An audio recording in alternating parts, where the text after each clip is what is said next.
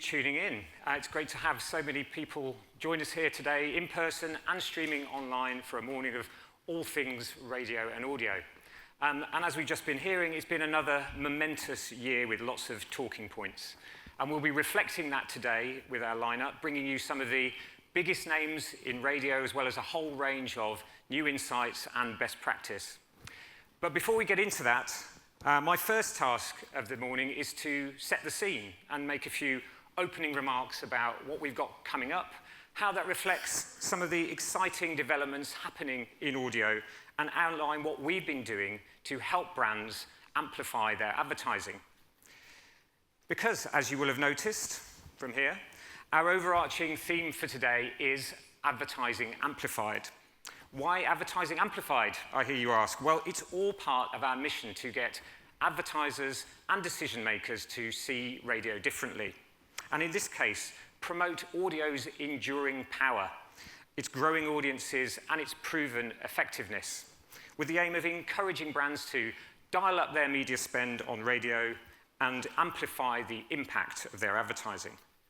And we're promoting this message in various ways, with an on-air campaign featuring the brilliant Diane Morgan, who I'm delighted will be joining us later, as well as an out-of-home campaign around various ad agencies in London and Manchester and on the London Underground. In fact, you might have seen some of these ads as you travelled here this morning. We've recently launched a new podcast series providing practical advice and insight for advertisers.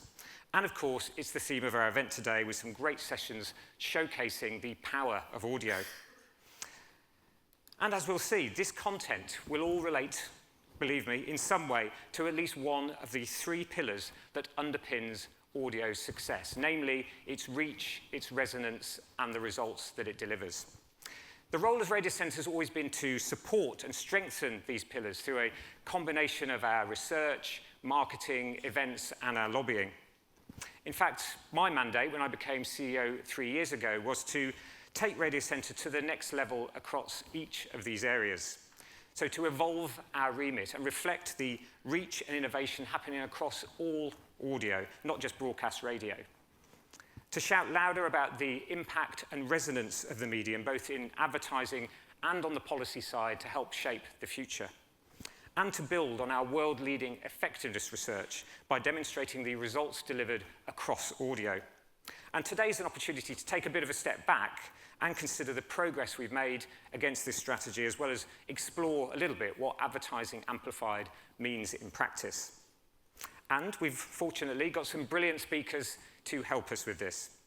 For example, who better to talk about the reach and impact of radio than Jamie and Amanda from the Heart Breakfast Show? While sessions from Bauer and Radio Player will look to the future and consider the role of innovation in reaching audiences. Diane Morgan will be joined by Sean Carnegie from Radioville to talk about the creativity, impact, and resonance of audio. And the team from Magic Radio will be here to talk about a new era for the station, while comedian Matt Ford will give us a sense of the political context. We'll also be presenting new analysis of the results that audio delivers for advertisers, featuring some groundbreaking new research into audio's return on investment and a session with online retailer AO looking at how radio drives performance. But before I bring on our first speakers this morning, it's also worth taking stock of the position of commercial radio in 2025, starting with the incredible strength and resilience of the audience, with 40 million people tuning into commercial radio each week, delivering record audience reach and growing by over 3 million listeners in the past 3 years alone. With commercial radio's listening share versus the BBC also hitting a new high of 56%. And within this, we've seen some incredible success stories, including the remarkable emergence of Heart as the number one radio brand in the UK, overtaking BBC Radio 2 for the first time, a real landmark moment for the whole industry.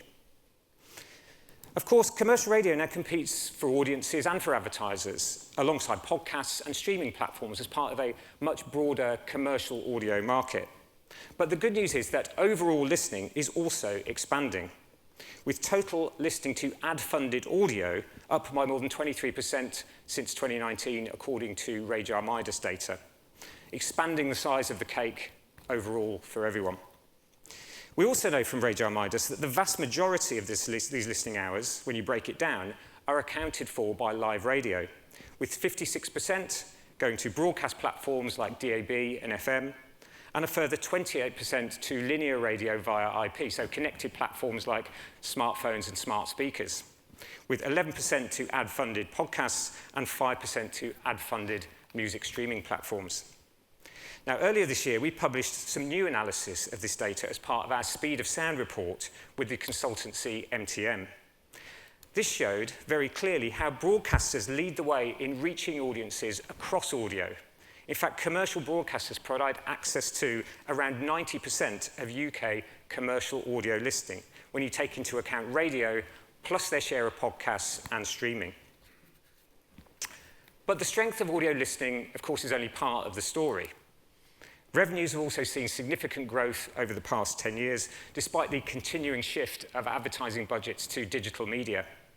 And while there was an inevitable dip during COVID, revenues have bounced back strongly, with commercial radio back in growth in 2024, despite quite difficult economic conditions, reaching near record levels across the year. And while 2025 is still looking pretty challenging, the evidence so far suggests that commercial radio is continuing to hold its own in a tough market. Given the evolution of audio, it's also useful to look at revenues as part of the broader commercial audio market. And you can see from this chart that broadcast radio, the dark blue here, is still the largest element of revenues overall. But digital formats, of course, are becoming more significant, whether that's digital audio and podcasts from broadcasters, so the light blue on this chart, or ad revenue from pure play digital audio platforms, the orange section at the top. But what's interesting is that almost 90% of commercial audio ad revenues are still going to broadcasters, so pretty consistent with their share of commercial audio listening. Now, as well as providing this insight on the market, our Speed of Sound report also explores the opportunities for advertisers, for example, by examining the power of using both broadcast radio and digital audio together. And I'm pleased to say we'll have more on that this morning. And this, of course, is just the Speed of Sound report, was, of course, just the latest addition to our unrivaled effectiveness research. We've said it before and we'll say it again, but commercial radio has more publicly available effectiveness evidence than any other medium. And this morning, we will be providing an exclusive first look to the latest additions to this evidence base. Now, of course, our research doesn't focus solely on effectiveness for advertisers. Radiocentre also works to demonstrate and highlight the public value of commercial radio. And there's clearly no shortage of evidence and examples of the valuable role that radio continues to play in the lives of millions, whether that's providing companionship, supporting economic growth, providing trusted news output, or supporting charitable causes. These benefits are what make commercial radio a force for good, and we launched another new report recently highlighting this public value role. And while this was aimed principally at policymakers, it also serves as evidence for advertisers who are understandably concerned about the context of their brand message and would rather be associated with a media platform that is trusted and genuinely valued by its audience. But don't just take it from me, you can hear this directly from the radio stations themselves.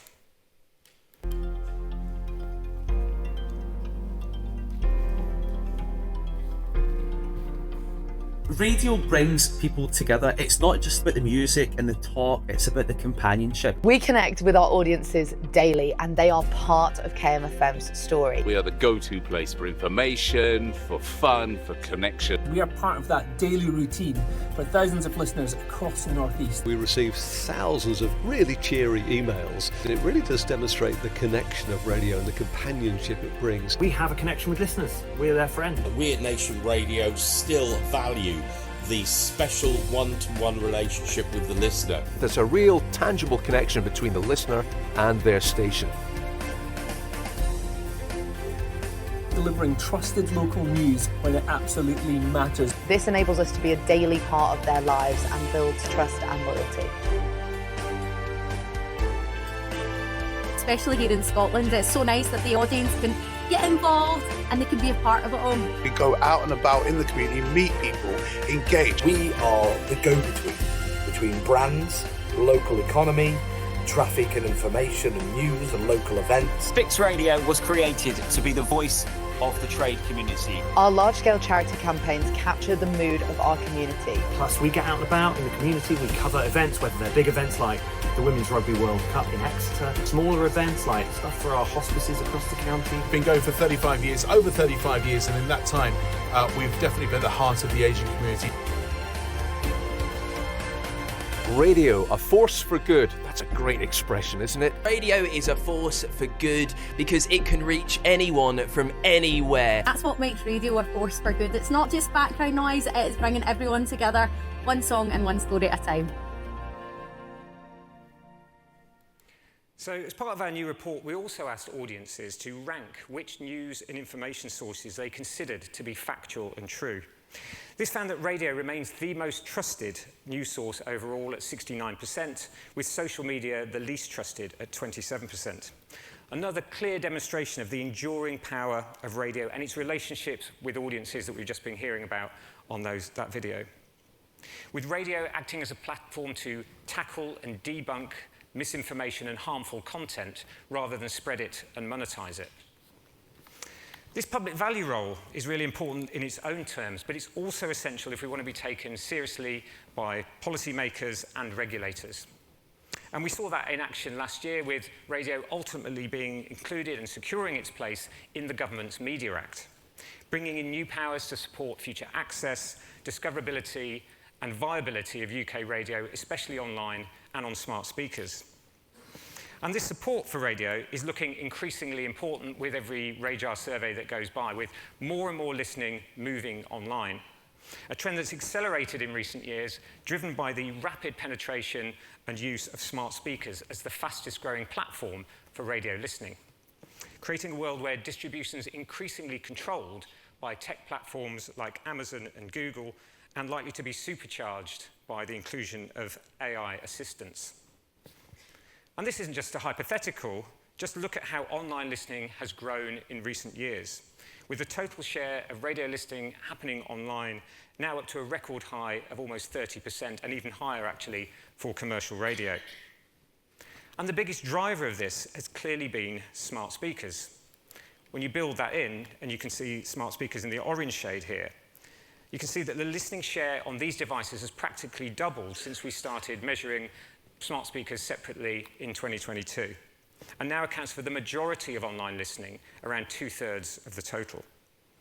So you can see why we push so hard to introduce a new regime for voice assistants within the Media Act, which will mean that radio is always available and discoverable on these devices, that stations are provided reliably on request, that there are no fees for making radio available, and that the platforms can't overlay their own advertising.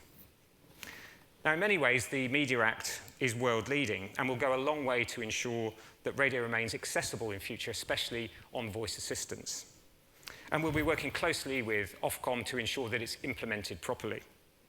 But it's by no means perfect, and crucially, it doesn't cover radio in cars unless they happen to be voice-controlled.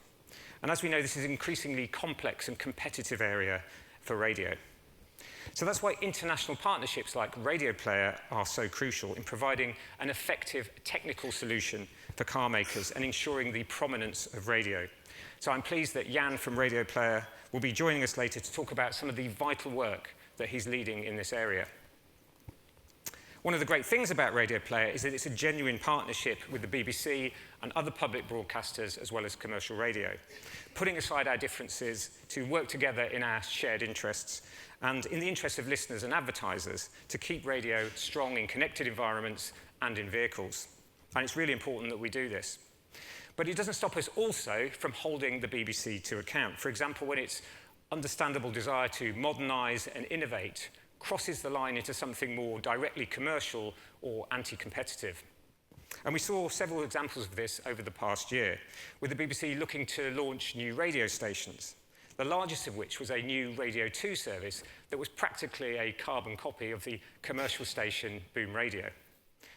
Separately, it announced plans to start running ads on BBC podcasts, trampling over commercial businesses. Now, fortunately, in both these cases, we were able to argue that the impact on competition would be really significant. So those specific proposals were ultimately dropped and withdrawn. But this is something we'll continue to watch closely as the BBC Charter Review is just around the corner. So it's probably just the beginning of debates around the BBC's future role and remit. So what does all of this tell us about the prospects for audio in the UK? Well, clearly, the fundamentals remain really strong, with new opportunities emerging all the time. And we can see that creativity, innovation, and access to audio is going to be vital in securing its future. And I think that's something you'll take away from our speakers today, who'll provide a mix of insights, including the central role of radio, examples of innovation, the impact that audio can deliver, and new evidence of its effectiveness for advertisers. It also shows, I think, how far Radiocentre has come in stepping up to the challenge that we were given 3 years ago to take the organisation to the next level. So that's it from me for now, but hopefully that provides a flavour of what we're covering today and why, how this reflects the reach, resonance and results delivered by audio, and how commercial radio and Radiocentre is evolving to help amplify your advertising. Thanks for listening.